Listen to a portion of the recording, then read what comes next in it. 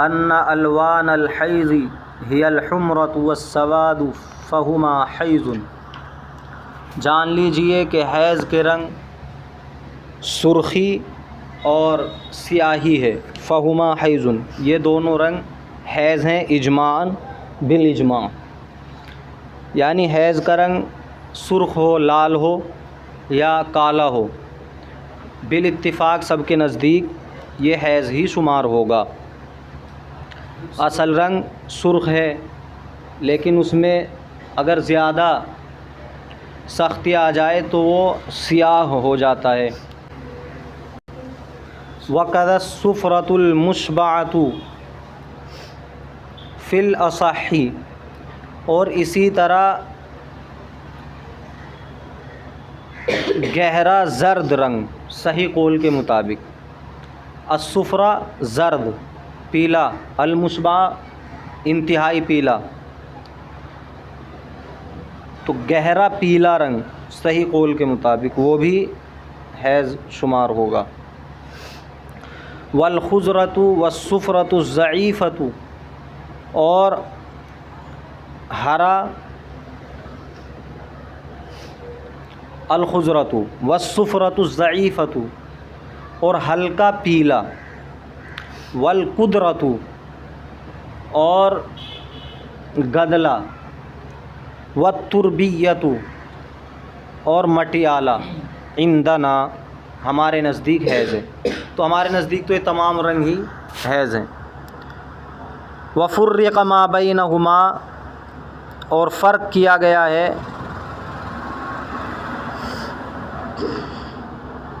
اس کے درمیان، یا وفرق ما بینہما، ان دونوں کے درمیان فرق یہ ہے، یعنی قدرت اور تربیت، گدلے اور مٹیالے کے درمیان کیا فرق ہے؟ ان القدرۃ ما یضرب الی البیاض، گدلا وہ ہے کہ جو سفیدی کی طرف مائل ہو، جو سفیدی کی طرف مائل ہو، والتربیۃ الی السواد، اور مٹیالہ وہ ہے جو سیاہی کی طرف مائل ہو۔ تو اگر سیاہی کی طرف مائل ہے، کالا پن اس کے اندر پایا جا رہا ہے تو مٹیالہ ہے، اور اگر تھوڑی سفیدی اس کے اندر پائی جا رہی ہے تو وہ گدلا ہے۔ وَإِنَّمَا قَدَّمَ مَسْأَلَةَ الطُّهْرِ الْمُتَخَلِّلِ، مسئلۃ الطہر المتخلل، قدم، مصنف نے مقدم کیا طہر متخلل کے مسئلے کو۔ یہاں ایک اشکال کا جواب دے رہے ہیں کہ دیگر کتابوں کے اندر، یعنی یہ ہدایہ کی طرز پہ لکھی ہوئی کتاب ہے، تو ہدایہ میں تو طہر متخلل کا مسئلہ حیض کے بالکل آخر میں آیا ہے، سب مسائل پورے ہونے کے بعد آخر میں طہر متخلل آیا ہے، یہاں آپ شروع میں لے آئے تو اس کو بتا دیا کہ یہاں طہر متخلل کو حیض کے رنگوں پر، یعنی ہدایہ کے اندر تو حیض کے رنگ بیان کیے گئے پہلے، پھر اس کے بعد طہر متخلل ہے، اور یہاں حیض کے رنگ بیان کرنے سے پہلے ہی طہر متخلل ہے، تو پہلے کیوں لائے؟ اس لیے کہ طہر متخلل مدت پہ دلالت کرتا ہے، مدت سے بحث ہوتی ہے اس میں، اتنے دن طہر ہوگا تو کیا حکم ہوگا، اور ابھی حیض کی مدت کا بیان چل رہا تھا، لہذا مدت کے بیان سے اس کو مناسبت ہوئی، اس لیے اس کو ذکر کر دیا۔ وَإِنَّمَا قَدَّمَ مَسْأَلَةَ الطُّهْرِ الْمُتَخَلِّلِ، اور طہر متخلل کے مسئلے کو حیض کے رنگوں پر مقدم کیا، لِأَنَّهُ، اس لیے کہ طہر متخلل متعلقۃ بمدت الحیض، حیض کی مدت سے متعلق ہے، فَأَلْحَقَهَا بِهَا، تو مصنف نے طہر متخلل کو مدت حیض کے ساتھ لاحق کر دیا۔ ثم ذکر الالوان، پھر اس کے بعد ذکر کیا رنگوں کو، ثم بعد ذلك شرع فی احکام الحیض، پھر اس کے بعد شروع کر دیا حیض کے احکام کو، فقال، چنانچہ فرمایا، یمنع الصلاۃ والصوم،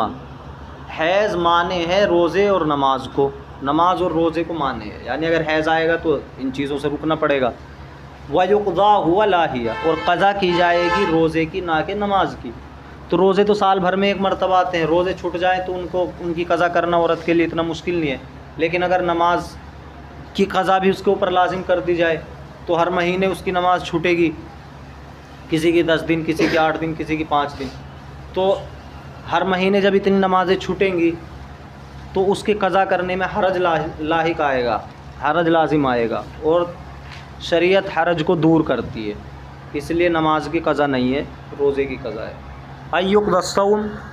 یعنی قضا کی جائے گی روزے کی، لا الصلاۃ نہ کہ نماز کی، بناء علی ان الحیض یمنع وجوب الصلاۃ، اس پر بنا کرتے ہوئے کہ حیض مانے ہے نماز کے واجب ہونے کو، وصحۃ ادائیہ اور اس کی ادائیگی کی صحت کو، یعنی حیض دونوں چیزوں کو منع کر دیتا ہے نماز کے حق میں، نہ تو نماز واجب ہوتی جب حیض آ جائے اور نہ ہی اس کی ادائیگی صحیح ہوتی، لہذا جب نہ وہ واجب ہے اور نہ اس کی ادائیگی صحیح ہے تو اس کی قضا بھی نہیں ہوگی۔ لیکن لا یمنع وجوب الصوم، لیکن روزے کے وجوب کو مانے نہیں ہے، فنفس وجوب ہی ثابتۃ، تو محض وجوب تو ثابت ہے، بل یمنع صحت ادائی، لیکن اس کی ادائیگی کی صحت کو روکتا ہے۔ تو حیض کی وجہ سے ایسا نہیں ہے کہ روزہ واجب نہیں ہوتا، واجب تو ہوگا لیکن اس کو ادا کرنا صحیح نہیں ہوگا، اس کی ادائیگی کو روکے گا حیض، جب ادائیگی کو روکے گا تو جب حیض کا زمانہ ختم ہو جائے گا اس کی ادائیگی پھر کی جا سکتی ہے، اس کے وجوب کو نہیں روکتا ہے، نماز کے واجب ہونے کو ہی روک دیتا ہے، واجب ہی نہیں ہوئی، گویا کہ ان دنوں میں نماز اس پر واجب ہی نہیں ہوئی، تو جب واجب ہی نہیں ہوئی ہے تو پھر اس کی قضا کیسی؟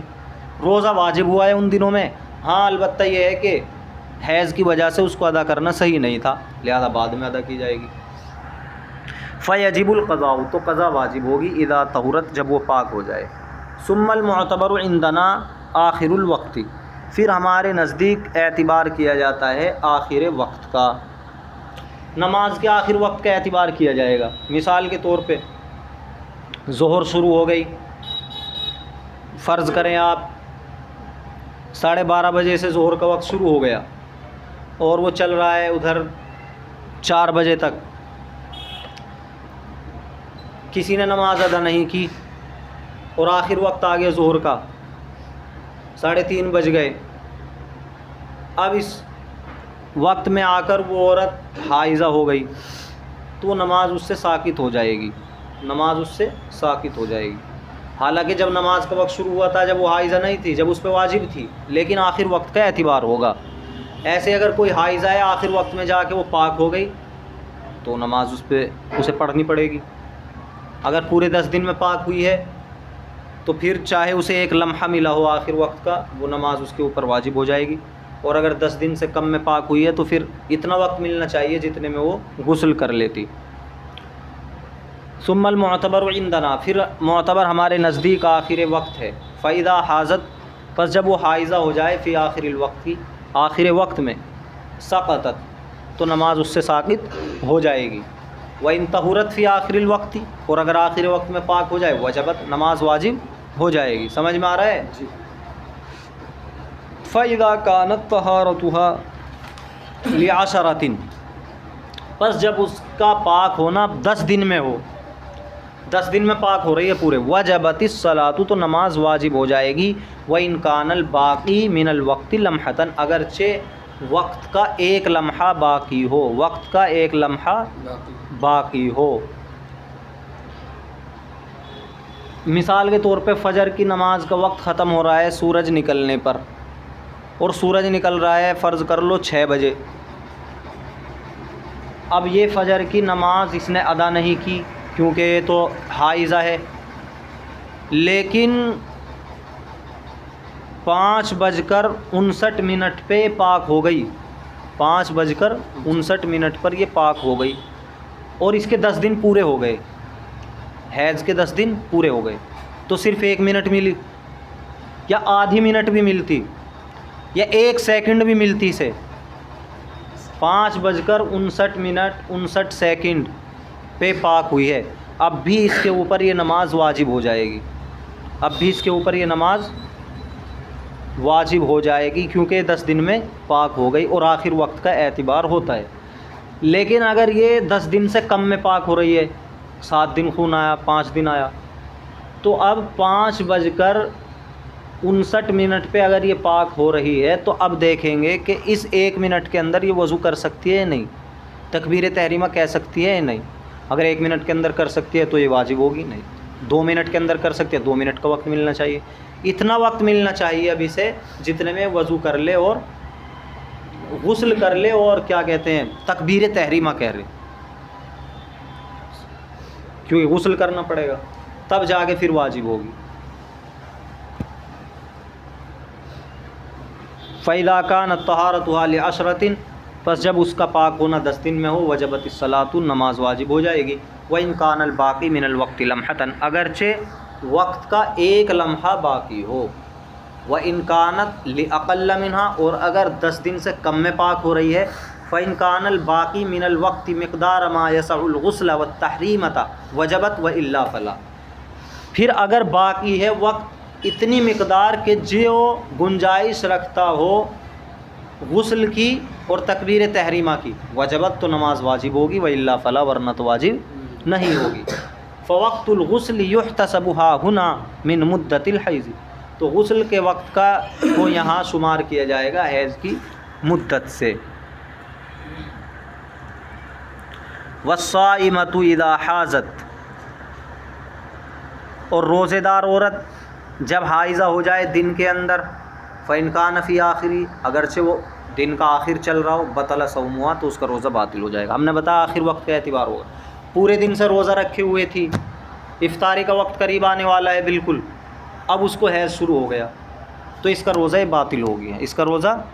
باطل ہو گیا، آخر وقت کا اعتبار ہے۔ فیجب قضاؤ، اس روزے کی قضا واجب ہوگی۔ وَإِنْ كَانَ صَوْمًا وَاجِبًا، ان کان صوما واجبا، اگر یہ روزہ واجب ہو، یعنی رمضان کا روزہ ہو یا نظر مان رکھی ہو، وَإِنْ كَانَ نَفْلًا لا، اور اگر نفلی روزہ ہو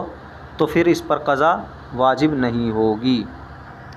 بخلاف صلاۃ النفل، برخلاف نفلی نماز کے، یعنی نفلی روزے کی تو قضا واجب نہیں ہوگی، لیکن اگر نفلی نماز ہے شروع کر دی، نماز پورے ہونے والی تھی کہ حیض شروع ہو گیا، نماز پوری نہیں ہوئی تھی ابھی، تو اب اس نفلی نماز کی یہ قضا کرے گی، کیونکہ ہمارے ہاں نفل نماز شروع کرنے سے اس کا پورا کرنا واجب ہو جاتا ہے۔ بخلاف صلاۃ النفل، برخلاف نفلی نماز کے، اذا حاضت، جب وہ حائضہ ہو جائے، فی خلال نفلی نماز کے درمیان، فإنها تبطل، تو یہ نفلی نماز باطل ہو جائے گی، ویجب قضاؤها، اور اس کی قضا کرنا واجب ہوگا۔ وإن طہرت فی النہار، اور اگر وہ پاک ہو گئی دن میں، حائضہ تھی، اب حیض کی وجہ سے اس نے روزہ نہیں رکھا، دن میں اب پاک ہو گئی، مثال کے طور پہ دوپہر میں، دوپہر کے بعد، ولا تأکل شیئا، اور وہ کوئی چیز نہ کھائے پورے دن، لا یجزی صوم ھذا اليوم، تو اس دن کا روزہ کافی نہیں ہوگا، اس دن کا روزہ کافی نہیں، ایسا نہیں کہ اس کے بھوکا رہنے سے وہ روزہ مان لیا جائے گا، لیکن یجب علیہ الامساک، لیکن ضروری ہے اس کے اوپر رکنا کھانے پینے اور جماع سے۔ اس پہ روزہ واجب نہیں تھا کیونکہ حائضہ تھی، لیکن بیچ میں یہ پاک ہو گئی، دن کے بیچ میں پاک ہو گئی، تو اب اسے روزے دار کی طرح رہنا پڑے گا شام تک، روزے دار کی طرح رہنا، ایسا تو نہیں ہے کہ اس کا روزہ مان لیا جائے گا کیونکہ وہ تو صبح سے مانا جاتا، لیکن اسے روزے دار کی طرح منہ بنا کے رہنا پڑے گا، کھانے پینے سے رکنا پڑے گا۔ وَإِن طَهُرَتْ فِي اللَّيْلِ لِعَشْرَةِ أَيَّامٍ، اور اگر پاک ہوئی ہے رات میں 10 دن پر، پورے 10 دن ہو گئے اور رات میں یہ صبح صادق سے پہلے پہلے پاک ہو گئی، یعنی سحری کا وقت ختم ہونے سے پہلے پہلے پاک ہو گئی،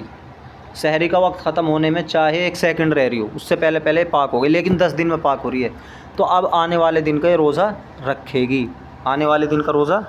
رکھے گی۔ یصح صوم ھذا اليوم، تو اس دن کا روزہ صحیح ہو جائے گا۔ وَإِنْ كَانَ الْبَاقِي مِنَ اللَّيْلِ لَمْحَةً، اگرچہ رات کا ایک لمحہ باقی ہو۔ وَإِنْ طَهُرَتْ لِأَقَلَّ مِنْ عَشْرَةٍ، اور اگر وہ پاک ہوئی ہے 10 دن سے کم میں، یصح الصوم، تو روزہ صحیح ہو جائے گا۔ إِنْ كَانَ الْبَاقِي مِنَ اللَّيْلِ، اگر باقی ہو رات کی اتنی مقدار کہ جس میں وہ غسل کر لے، یعنی سحری کا وقت ختم ہونے والا ہے بالکل، یہ پاک ہو رہی ہے 10 دن سے کم میں، تو اب اتنا وقت اسے ملنا چاہیے جس میں غسل کر لیتی، تب جا کے اگلے دن کا اس پہ آنے والے روزہ اس پہ واجب ہوگا، ضروری ہوگا اس کے لیے رکھنا، چاہے غسل کرے یا نہ کرے، وقت ملنا چاہیے اتنا، مثال کے طور پہ سحری کا وقت ختم ہونے میں 5 منٹ رہ رہی ہیں، تو 5 منٹ میں جلدی غسل کر سکتی ہے، تو اگر اسے 5 منٹ مل گئی تو اب روزہ رکھے گی چاہے غسل نہ کیا ہو، لیکن وقت مل گیا اتنا۔ فَإِن لَّمْ تَغْتَسِلْ، پس اگر وہ غسل نہ کرے فی اللیل، رات میں، لا یبطل صومها، تو اس کا روزہ باطل نہیں ہوگا۔